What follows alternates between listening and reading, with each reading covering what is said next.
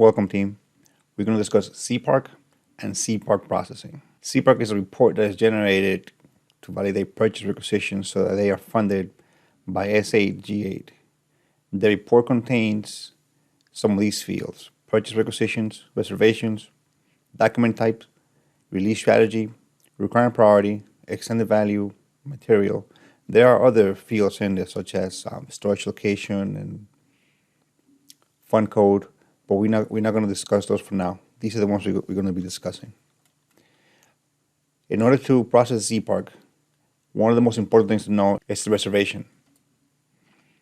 The reservation tells you the source of the purchase requisition. If it is 10 digits and begins with a 1, it's PM01 for unscheduled maintenance.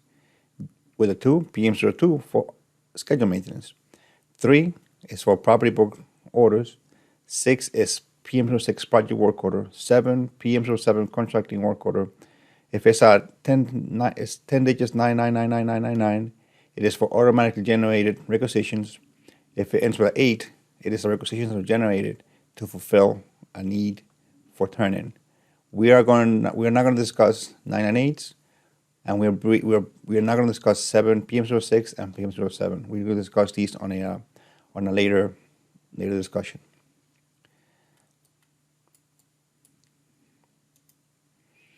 So PM01 and PM02 are work orders. They're generated against an equipment once the order is created. PM01 is for unscheduled maintenance and PM02 is for scheduled maintenance. In order for Zpark to be validated, an audit must be conducted. The audit consists of checks that are performed to see if the request meets all regulatory requirements. Without an automated system, this is done by using GCSSM reports to manually check each work order tied to a PR. The reports being checked are the ESR and Zpark. They are both combined. They both have relevant information that are needed to validate if a purchase requisition is valid. In the ESR, you have the technical status, operational status, notification priority, system condition, ERC code, requirement quantity, quantity issued, quantity on hand, component remarks, operation short text, notification text. These are some of the fields that could be used to audit a purchase requisition. That, in combination with release strategy, requirement priority, document type, order priority, and extended value, are going to help make a determination if the PR is valid. So we're going to combine both of these, and we're going to divide it into 3 fields. Let's start with the no-go field. These are examples of combinations that are not in compliance with regulatory requirements or need additional information to aid in the validation of the purchase requisition.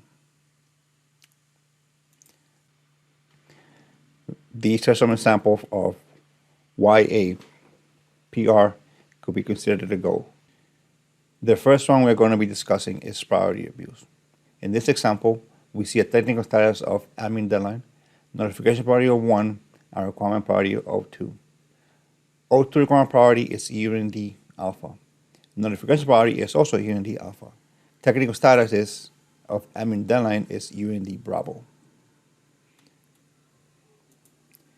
Just because admin deadline equipment show up in the ESR when you put it as default does not mean that it is NMC.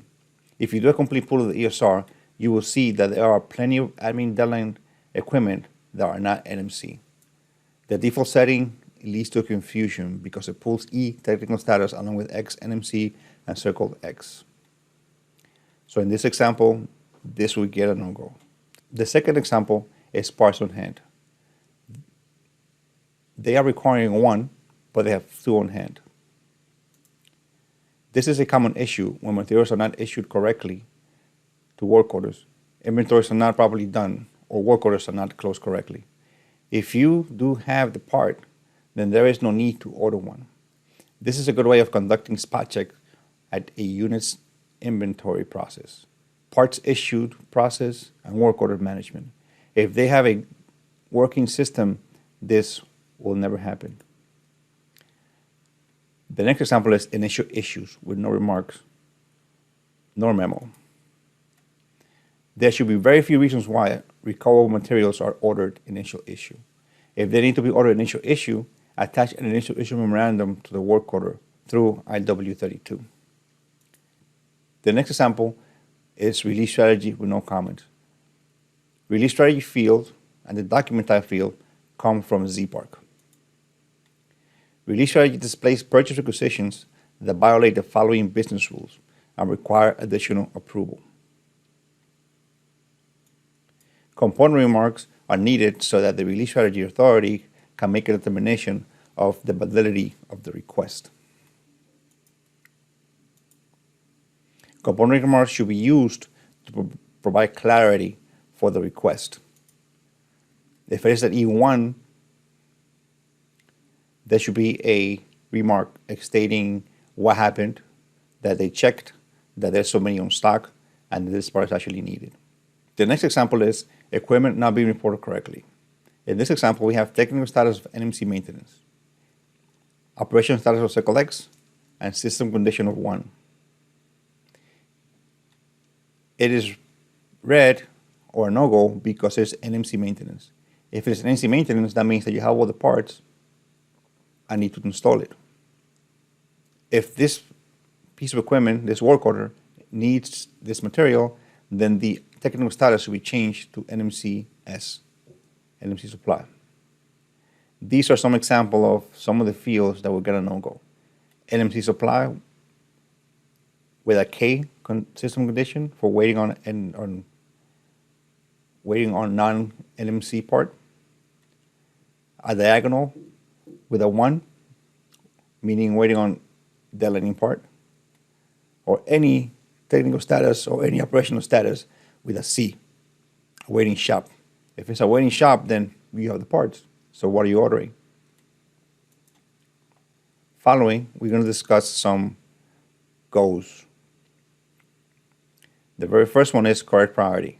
It is admin deadline, notification priority of 2, and requirement priority of 05. These are all UND Bravo.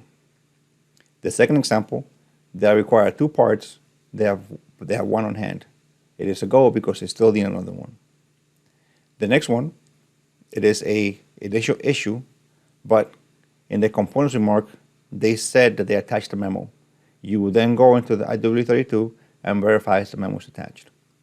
The next example for release strategy, in the components remark, they are stating that there are materials available in Plant 2000. This is just a simple comment, but it should be a little bit more detailed than this. It should say how many they have on hand or which S-log is on hand. But this is an example of something that could be done. The next one is one with the correct priority. Technical status, NMC supply, operational status, X NMC maintenance, and system condition of 1. This is being reported 100% correctly. The bottom one is correct priority. Technical status 2, technical status of diagonal, notification priority 2, requisition priority 05. This is a diagonal, which is by itself a low priority, but it is tied to an ERC-P piece of equipment, which can make it a medium priority no matter what, if it's needed and the unit determines to be needed. So because this is an ERC-P piece of equipment, ordering it 05 priority and 2 it's within regulatory requirements, even though it is a low priority technical status. There are additional checks that could be performed.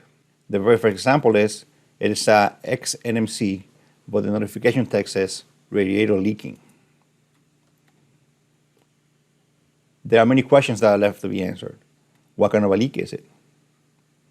If it's NMC, it needs to be based on what the TM says, and the notification needs to reflect what the TM says. This could lead to equipment being NMC due to someone's opinion. These are some examples of notifications that were in the ESR that I was looking at. And they were all NMC. But just looking at them, you cannot legitimately say with no doubt that the way it's written, it is a deadline. And the following one is the operation is not clear.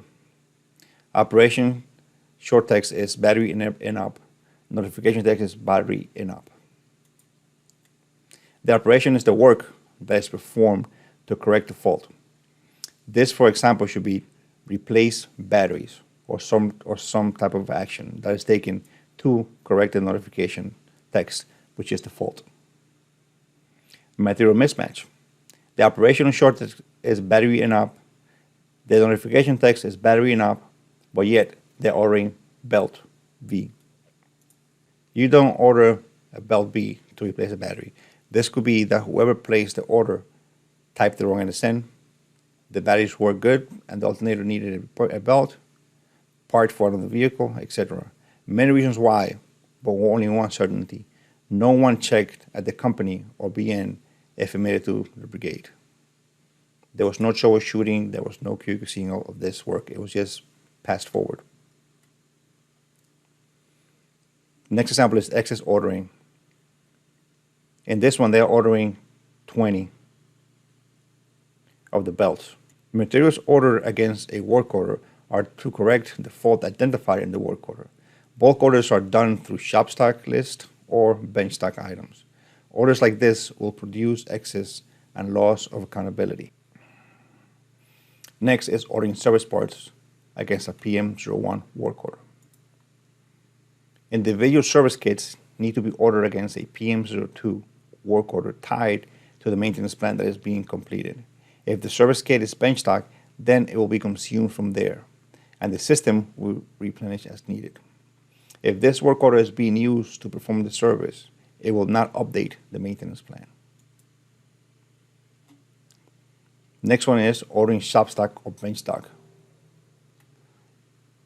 The notification is shop stock, and they're ordering 10 batteries. PM01 is not intended to order shop stock or bench stock. When these parts come in, they'll automatically become excess. The next example of a possible review is the extended value. When the cost of APR is excessive, there needs to be an explanation.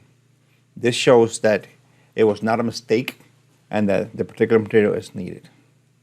In this case, they ordered 4 batteries and the price is $16,000. Is it the right battery? Did they intend to order 4 batteries?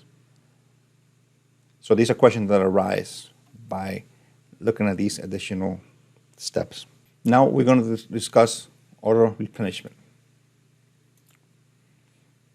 In the order of order replenishment, we're going to combine the MATSIT and Zpark. Let's look at some no-go examples.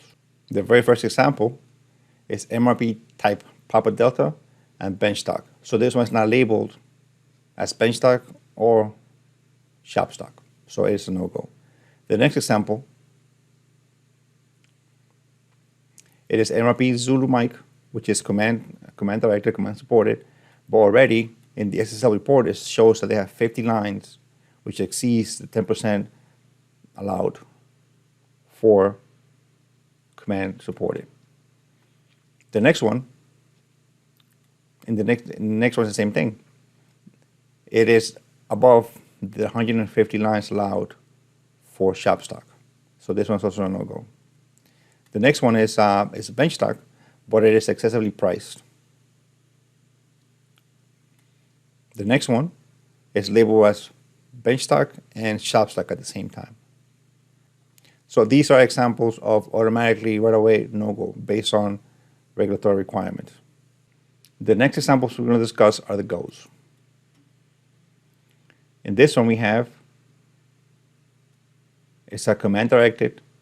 They have 140 lines and only 90 lines of command supported lines. So this one's go. This one is demand supported. They have 140 lines for SSL, so it's a go. This one is labeled as bench stock, and the price of it is $100, so it's a go. This one is bench stock, and the price is $1,500, which will make it a no-go, but because it's a service kit, it's a go. The same thing for the next list. It's POL, so it's a go. These are the 2 exemptions that are made for bench stock. And all this is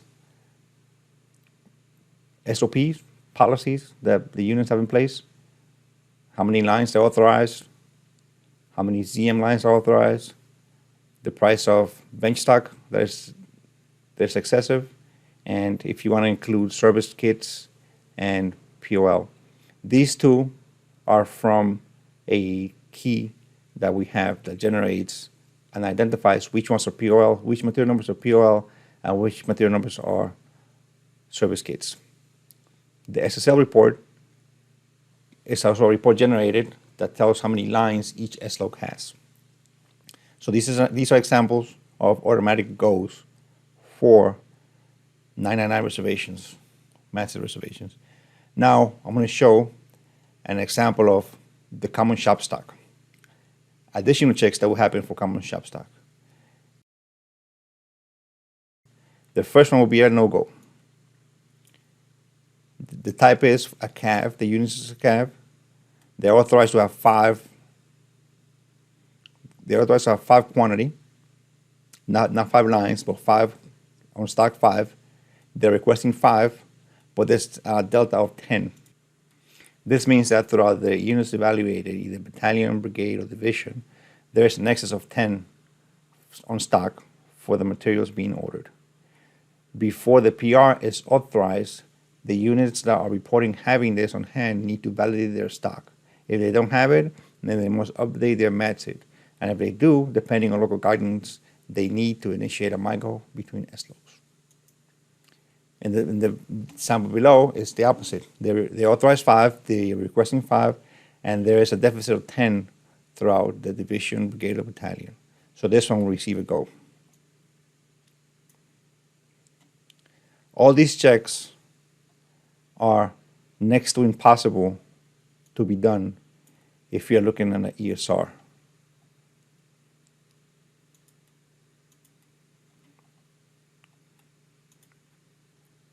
It would take the whole day for them to be done, for every single purchase request. A brigade has hundreds of purchase requests daily, which become thousands of purchase requests weekly. And this is done normally by one person. One person cannot do this on their own. This might seem tedious, because it is, but it is doable. We did it at our brigade. At first it was a headache. The battalions didn't want to cooperate. They didn't see the idea behind it. They didn't want to cooperate. But our brigade tech, our brigade XO, our brigade S4, they all were all behind it, and we implemented it, and there was change. The biggest changes is that NCOs were learning, NCOs were teaching the soldiers, and things were being done correctly, and they were learning how to use the system correctly. Thank you much.